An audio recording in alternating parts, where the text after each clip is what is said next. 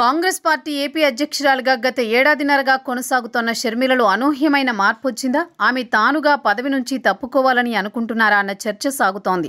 ఆమె తెలంగాణలో తాను పెట్టుకున్న పార్టీని సైతం తెచ్చి కాంగ్రెస్లో విలీనం చేశారు. దానికి బదులుగా ఆమెకు ఏపీ పీసీసీ చీఫ్ పదవి గత ఏడాది జనవరిలో ఇచ్చారు. ఆ పదవిలో ఆమె 2024 ఎన్నికల్లో కాంగ్రెస్కి ఏమీ న్యాయం చేయలేకపోయారు.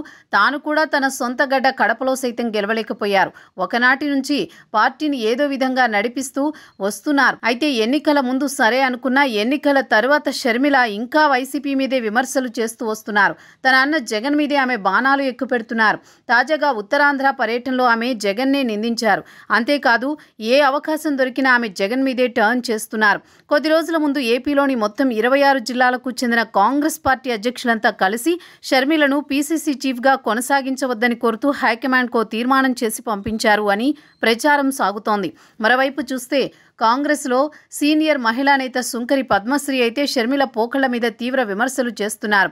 పీసీసీ చీఫ్గా ఆమె సరిగ్గా పనిచేయడం లేదంటున్నారు. కాంగ్రెస్ పెద్ద నాయకులు ఎంతో మంది ఉన్నా షర్మిల తన ఫోన్ నెంబర్ ఎవరికి ఇవ్వడం లేదని, పీఏకి ఫోన్ చేయమంటారని, అతను తెలంగాణకు చెందిన వ్యక్తి అని, ఆమె కూడా హైదరాబాద్లో ఉంటూ ఎవరికి అందుబాటులో లేకుండా వ్యవహరిస్తున్నారని ఆరోపించారు. ఇక 2024 ఎన్నికల వేళ ఏఐసీసీ పెద్ద ఎత్తున పార్టీ ఫండ్ ఏపీకి పంపించినా అది సక్రమంగా ఎవరికీ పంపిణీ జరగలేదని విమర్శిస్తున్నారు.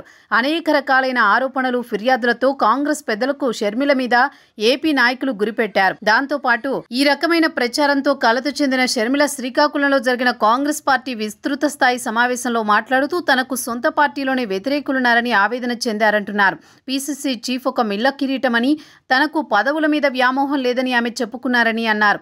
ఏపీ కాంగ్రెస్లో నాయకత్వ లోపముందని, తాను వచ్చి బాధ్యతలు తీసుకున్నానని ఆమె చెప్పారని, తనను వద్దు అంటే తానే వెళ్లిపోతా అని అంటున్నారని ఆమె చెబుతున్నారు. మొత్తానికి తనను మారుస్తారు అన్న వార్తలు కానీ సూచనలు కానీ ఆమెకు చేరాయా? అందువల్లే ఆమె ఈ రకంగా మాట్లాడుతున్నారా అన్న చర్చ నడుస్తోంది.